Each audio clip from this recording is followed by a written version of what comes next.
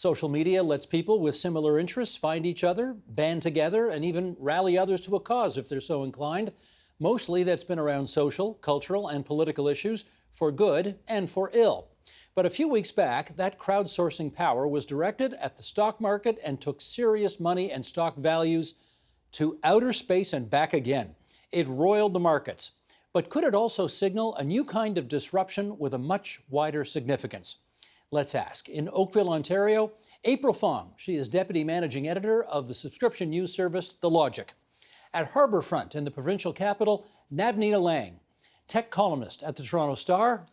And in the Witchwood neighborhood in Midtown, Brian Milner, freelance business writer and economics writer. And we're glad to have all three of you on the program tonight. I think maybe the most sensible thing to do as we start our conversation here is just to follow up on anything you may have heard Greg just say that you think is worth either pursuing or just making an additional comment on. So let's start there. Brian, get us off to the races, if you would. Well, I would like to expand a bit on the issue of institutional investors. It sounds as if these are all like giant investment funds and big companies, but he did mention that pension funds are big players in this game, and in fact, they are among the biggest investors in hedge funds, which means that when a hedge fund loses a lot of money, it's not just some billionaires sitting in New York who get hurt. It's all the people who are involved in those pension plans, and that's thousands and thousands of little people. So I think that needs to be expanded on a bit, because the fact that that's our money that's going into these funds means we all get affected. A good reason for all of us to care and not just the billionaire class, right? Exactly. Okay. April, why don't you follow up? What was of interest to you that you wanted to follow up on? I thought Greg did a really great job, first of all, of explaining some really difficult parts of financial markets in a plain language type of way. I thought that his comments on idea dinners was really interesting, and it kind of makes me think about how Wall Street Bets perhaps is being used as a idea dinners of itself, where people are coming together and sharing their ideas about the stock market. We're going to follow up on that in a bit, because Wall Street Bets is a neat new thing that deserves some further conversation. Navneet, your turn. What did you want to follow up on? Yeah, I mean, I think it's worth pointing out that, someone who works at a hedge fund is obviously going to have an investment in defending hedge funds. But I think the notion that Greg referred to, the invisible hand and the market pricing things efficiently, is something that we should poke at a bit. I think that the outsized power of the wealthy and institutional investors and hedge funds, I think suggests that the market isn't quite as democratic as perhaps he was making it out to be. In which case, Brian, follow up with this. You know, the media are always looking for the next David and Goliath story. Do you think the GameStop story was a David and Goliath story? No, I don't, because David actually won. And in this case, most of these small investors are going to be losers. In fact, most of them already are. A few people made money, few small investors. Most of them got outflanked by the big players pretty early in that game. And among the reasons for the huge rise in GameStop were professional investors jumping in and saying, wait a minute, this is going to keep going up and I'm going to make some money out of this. But unlike the small investors, they get in and out very quickly. April, in your view, did Goliath win in this David and Goliath story? I agree with a lot of the comments that Brian just made. And I think that the mainstream media really played on this idea of a David versus Goliath story, but it's a lot more nuanced than that. We have to remember that billionaire investors made a lot of money on this market volatility. And a really interesting thing that I'd like to bring up is there was a JP Morgan report that found that the top retail trades, GameStop didn't even make it into the top 10. So it really suggests that there was a lot of bigger players involved, institutional investors who were involved. So as much as we talk about this being a David Goliath versus Goliath story, there's also a lot of Goliath versus Goliath here. Navneet, where are you on that? Yeah, I mean, I think it's useful to kind of distinguish between the way that this sort of played out symbolically and the way that it played out practically. I think symbolically, I think this did elucidate some of the ways in which hedge funds have outsized power in the market. Practically speaking, though, I think it's worth pointing to the fact that a lot of people in the Wall Street Bets subreddit, were aware of quite sophisticated financial tools, or they had access to Bloomberg terminals, which are quite specialized equipment. And so I think the notion that they were merely just a little guy, I think is a little bit suspect. All right, April, this is twice now we've heard about Wall Street Bets, so let's go there now. Start by telling us what, in fact, it is. Well, it's a thread on Reddit started by an individual who goes on YouTube by, as the name Roaring Kitty. And actually, an interesting fact about him, he's also not necessarily, your the little guy, as Navneet described. He's a chartered financial accountant himself, analyst himself. So he has, some knowledge of the markets more so than some others. So the allegation here, Brian, is that on this subreddit on Wall Street Bets, there are now, I guess, a lot of allegations that there was some collusion going on, which might help explain all the craziness on the markets not too long ago. What do you think about the reliability of those allegations? Well, I think they do have to be investigated, and Keith Gill, the guy who goes by the name Roaring Kitty. I keep wanting to say hello, Kitty. He is not only a registered financial analyst, but he was working until very recently for a giant insurance company, Massachusetts Life, in the equity department, where he was involved in marketing equity stuff. So there's some question about whether they even knew that he had this very lucrative sideline running this platform, and it is reputed that he made millions of dollars out of these transactions. Well, Navneet, purposefully manipulating the market in order to enrich yourself is, of course, illegal. But when it's a disorganized group of anonymous people on some internet chat site, that's not the same thing, is it? I mean, it's really kind of difficult to sort of make that determination. I think that what is much more likely that happened is that it's not that the million or now even more than that subscribers to Wall Street Bets were involved in collusion, but that the small number of people that were driving the kind of the frenzy on Wall Street Bets may have been purposefully pushing people to invest in a particular way that pushed a stock in one direction or another. And so I think that going forward, I don't think that you can police the way that people discuss things with each other or discuss the stock market with one another. But there may be a sort of a need to put in place mechanisms that will prevent people from sort of misleading large groups of people using social media. April, in your view, how close to collusion did the behavior on Wall Street Bets come? Well, I think, just like Navneet and Brian have pointed out, this is something that we need to look at more closely and understand that, people are behind screens discussing companies and may not have the expertise to be giving out advice to other people.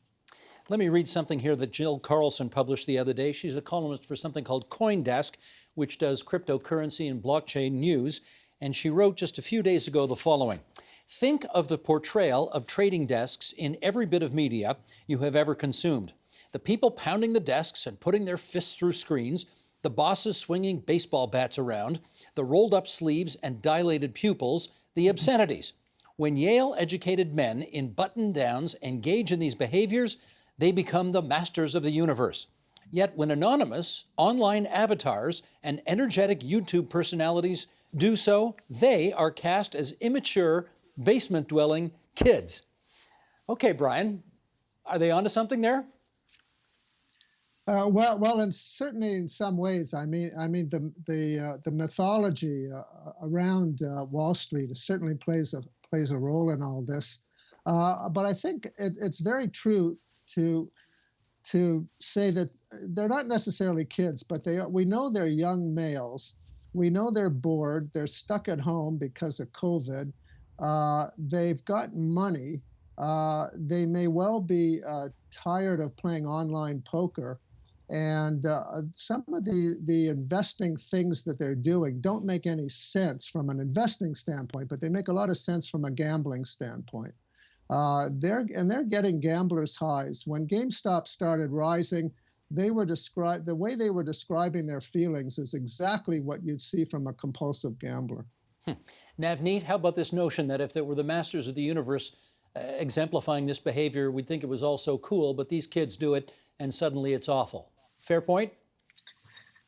Yeah, I mean, I think one way that you could look at this is to flip that sort of contrast on its head, and it's not that the Yale-educated men on Wall Street are the masters of the universe, and the kids on Reddit are the basement-dwelling kids, but the Wall Street itself has been this kind of sort of volatile, immature, male-dominated space, and that investing is itself a kind of like a masculinist sort of gambling arena in which people risk their own money, but also risk other people's money.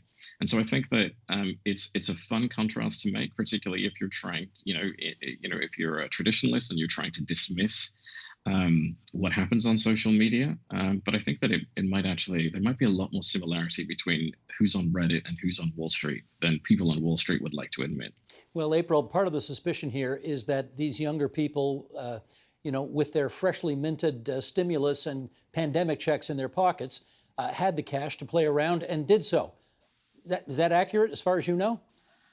I mean, I think that's a really I just wonder if it's so black and white, right? It's a really convenient way to portray our pandemic-fueled stories. So it's a good question to ask. I don't know how true it is. Okay, let's, Navneet, go on, because I want to ask you about something that you had in the Star just recently. You wrote in your story how the aggregating power of social media allows a very small number of people to distort and disrupt. Amplify on that for us, if you would.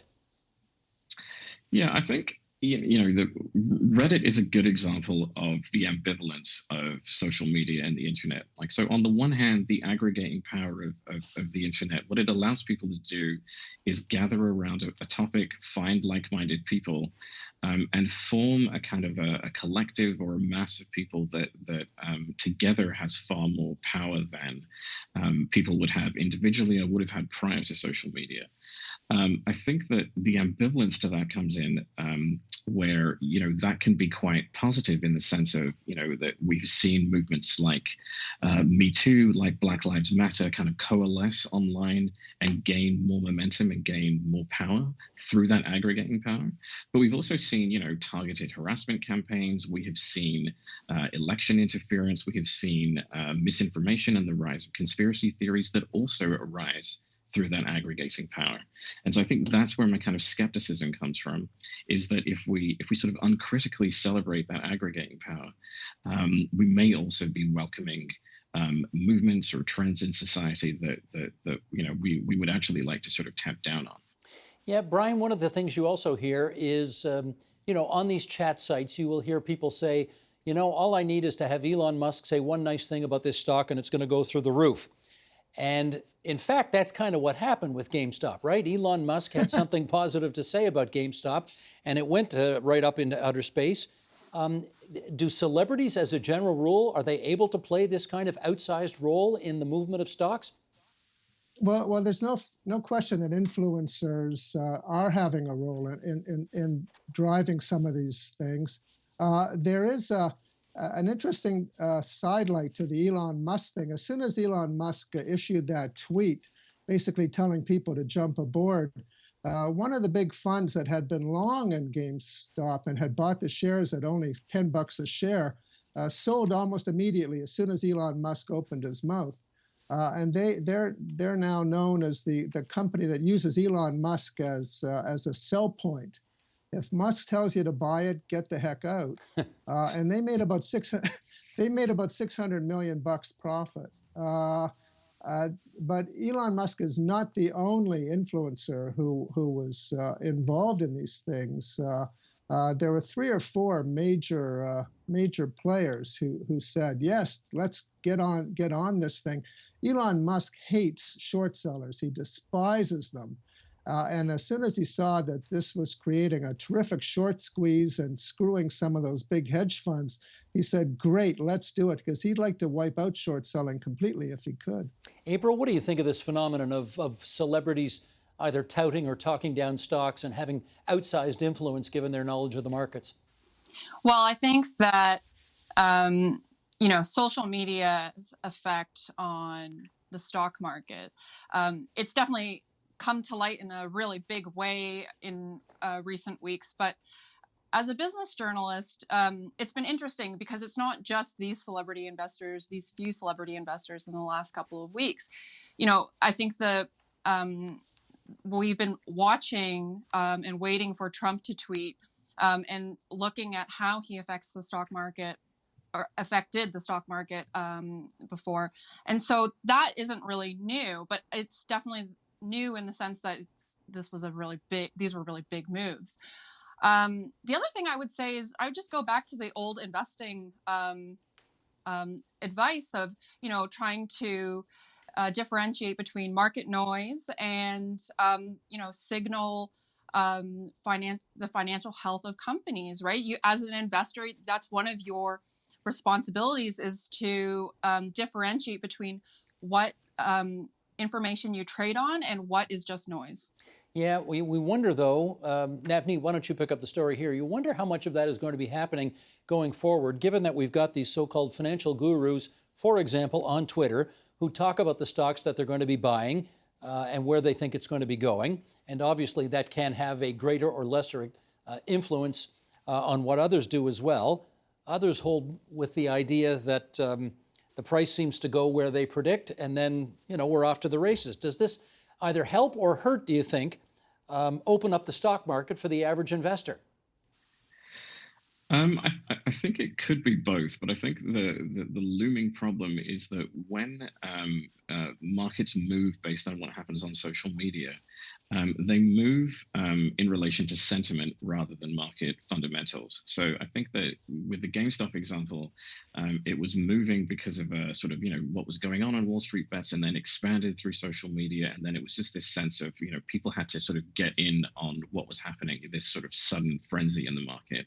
And it's not that people were looking at GameStop as a business, right? I think it's worth pointing out that the reason that GameStop's business sort of collapsed so much is because it's a retailer of physical video games, right? So it very likely will end up going the way of Blockbuster Video, regardless of what happens with the current stock price, because it's a market that is slowly dying. And I think that tendency to sort of focus on what is sort of currently hot, or what people are talking about, I think is one of the ways that social media can sort of distort, what you might hope, at least in theory, is sort of the rational functioning of the market. Whether or not the market is actually rational, I think, is of course a different question.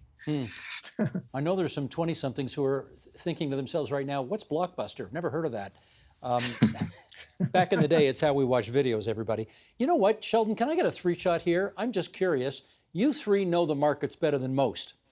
And you 3 watch this story unfold with a level of sophistication that, again, most would not have.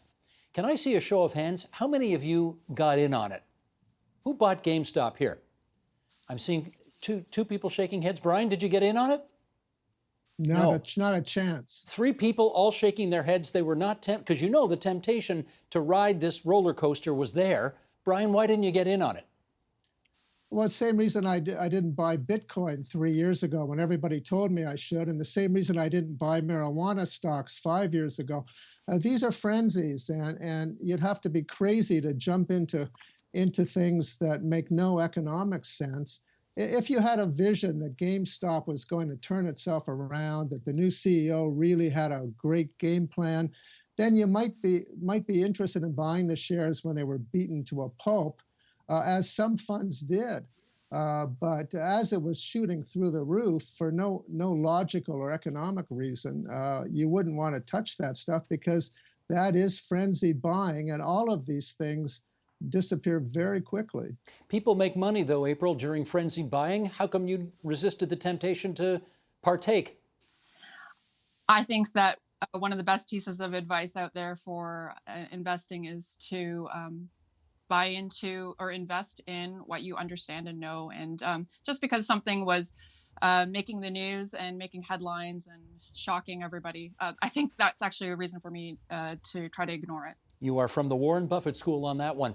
Navneet, how about you? You didn't get in either, eh? Well, no, I mean, I'm a freelance writer, so I'm not sitting on piles of money waiting to throw into the market. So these are the effects of working in Canadian media. But no, I mean, I didn't get in because I think like a lot of people, I have sort of post 2008 anxiety about, sort of complex financial tools and strange market moves. And I think I was immediately skeptical. I mean, certainly there's that FOMO, the fear of missing out, but I wasn't willing to risk what tiny amount of money I do have. Did you bet the Super Bowl yesterday instead? No, actually, I don't watch American football, so. How did he get on this panel if he doesn't follow the Super Bowl? I don't get it. Anyway, all right, let's move along. Brian, did you make any money yesterday, incidentally? No, I don't bet on football either. I'm confused. Am I the only guy who bet on Tom Brady yesterday and won just a little money? It's the one bet I make during the year because I understand football. I won $50 yesterday, but I understand football. I don't really understand the stock market as well as I understand football. Let's move on, kids.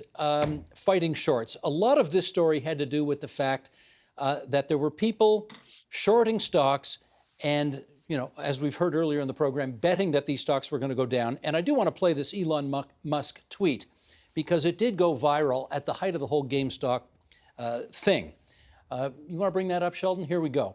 Here's Elon Musk, who says, you can't sell houses you don't own, you can't sell cars you don't own, but you can sell stock you don't own.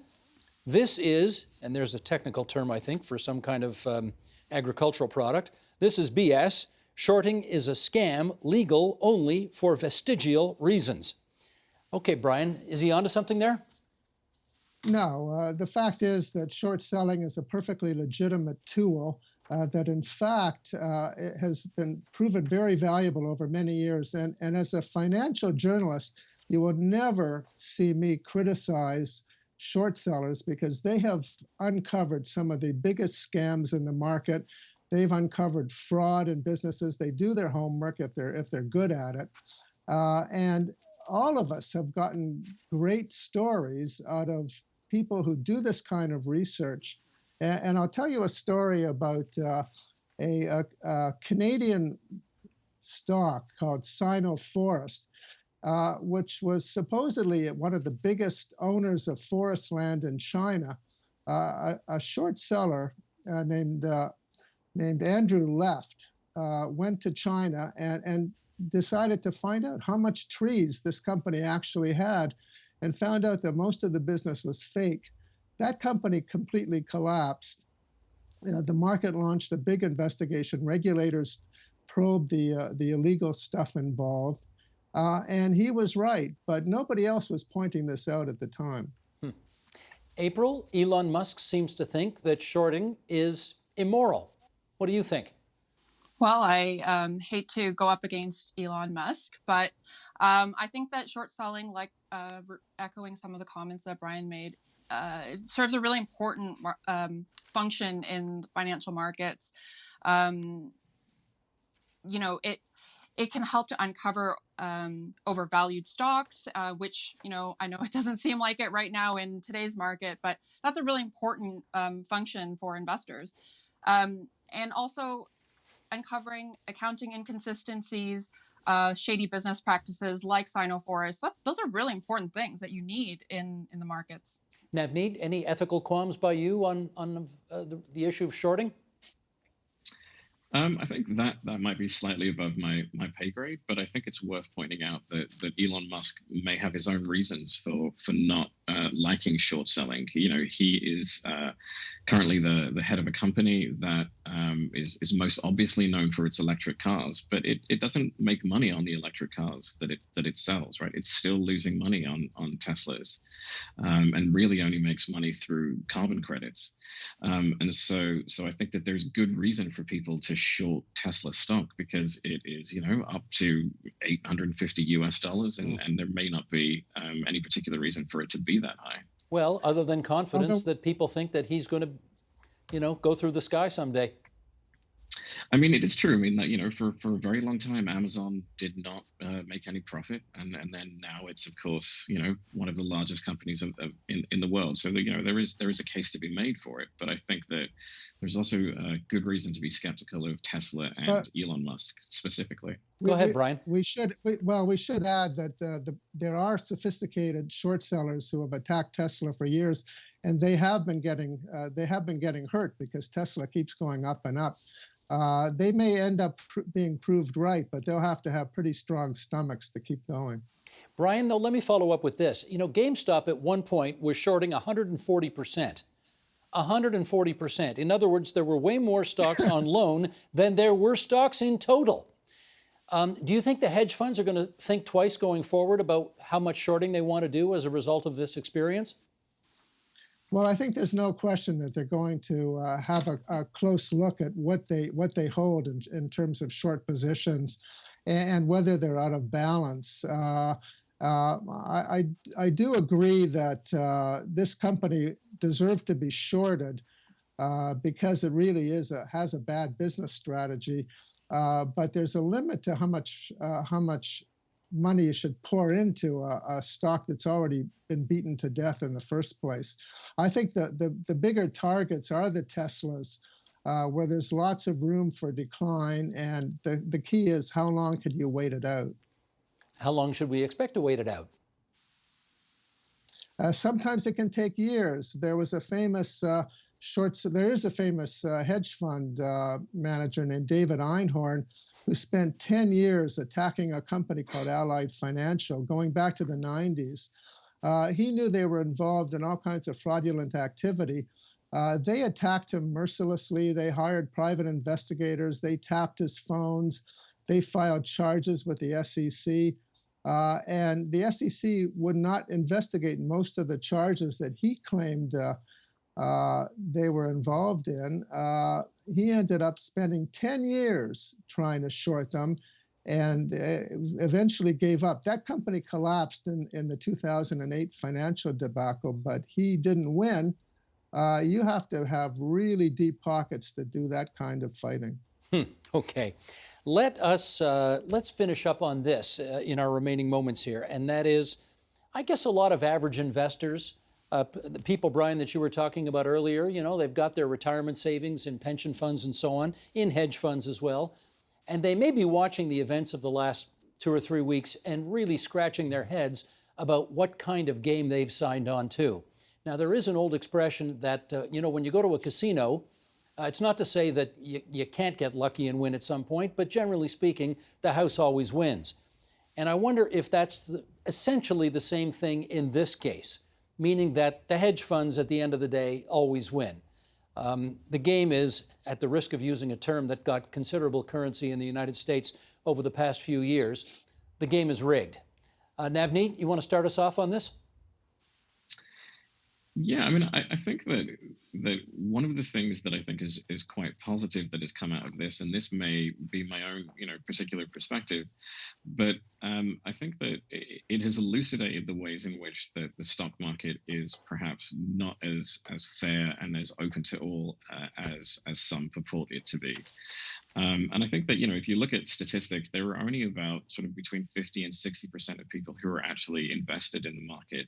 And overwhelmingly, the people who are controlling, the way in which the market moves are people who have significantly higher net worth and significantly higher initial investments. And so if for all of my skepticism about the way in which this occurred, if what comes out of this is that the stock market is perhaps not this sort of rational ideal that we hold it out to be, that would be great. And and I also think it's worth pointing out that, for the last year or so, we've had, we've been living through this pandemic, and the stock market is higher than it's ever been. And I think that suggests that there's some kind of disconnect between what is happening in the market and what is happening, on the ground. April, you want to continue the story on this and how much you think the game either is or is not rigged? I think it's a really interesting question. And, this GameStop situation has brought about a number of questions that we need to look at. And, it's hard. What we see now is that retail investors coming together and showing their power as a mass, it is really, really interesting. They have certainly gotten the attention of Wall Street and Bay Street. And I would argue that, before big funds make a position from now on, they may check some of these discussion forums first. Brian, how about you on this? Well, I think it's worth pointing out that about 10% of the wealthiest people control about 85% of stocks that are traded regularly. So it is a game for the rich. But ordinary people have been able to get into it relatively cheaply through indexed funds. And as most of us know, since the sharp fall off last March because of COVID, the market has been roaring along ever since, and most people have done pretty well. The average investor is still fairly risk averse. They're pretty happy getting their 6 or 7 or 8% returns. What we're seeing in the latest surge and all this sort of froth in the market are really the speculators. They're not happy with their 6 or 8%. They want 20 or 30%. That's greed. Greed is normal in the market when markets are going up, just as fear is normal when they're going down. And we'll see the greed replaced by fear soon enough when the current market bubble goes. This is pretty normal. Navneet, last 30 seconds in our conversation to you. Do you think there is a role for increased regulation here? Yes, I mean, I do think so. I think particularly not in the sense that you want to kind of tamp down on what retail investors do, but the ways in which retail investors may be misled or have their actions funneled by people who have their own interests. So yes, I do think that regulators will need to increasingly look at social media. Really good of all three of you to join us on TVO tonight. Can I thank Brian Milner, the freelance business and economics writer, Navneet Alang, whose tech columns you can read in the Toronto Star, and April Fong, who's the deputy managing editor of The Logic. Thanks so much to the three of you. Thank you for having me. Thanks so much, Steve. The Agenda with Steve Paikin is brought to you by the Chartered Professional Accountants of Ontario. CPA Ontario is a regulator, an educator, a thought leader, and an advocate. We protect the public. We advance our profession. We guide our CPAs. We are CPA Ontario. And by viewers like you. Thank you.